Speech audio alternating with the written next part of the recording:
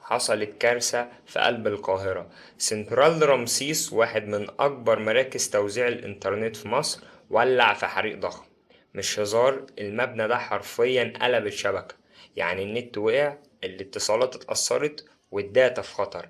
بس خليني أقولك، الخطر مش بس في الحريق، الخطر الحقيقي لسه محدش واخد باله منه.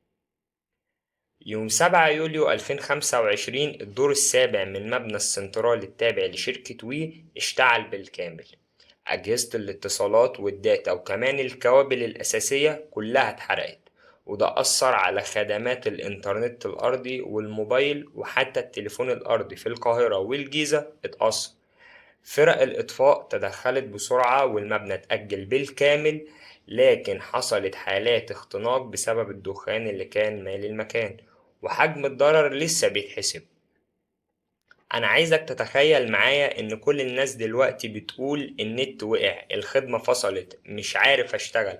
بس محدش سأل نفسه سؤال مهم: إيه اللي بيحصل لو مركز التحكم الأساسي كله يتحرق؟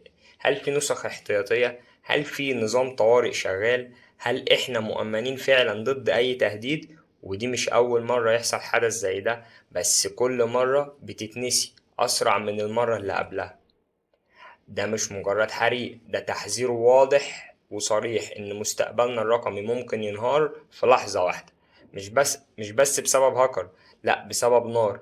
البيانات بتاعتك والشغل بتاعك وحساباتك كلها معتمدة على إن المنظومة دي تفضل واقفة على رجليها. لو أنت شخص عادي أو صاحب مشروع، اسأل نفسك سؤال: هل عندك نسخة من شغلك أو بياناتك؟ هل عندك خطة بديلة لو الإنترنت ده فصل؟ هل بتأمن نفسك بأي شكل؟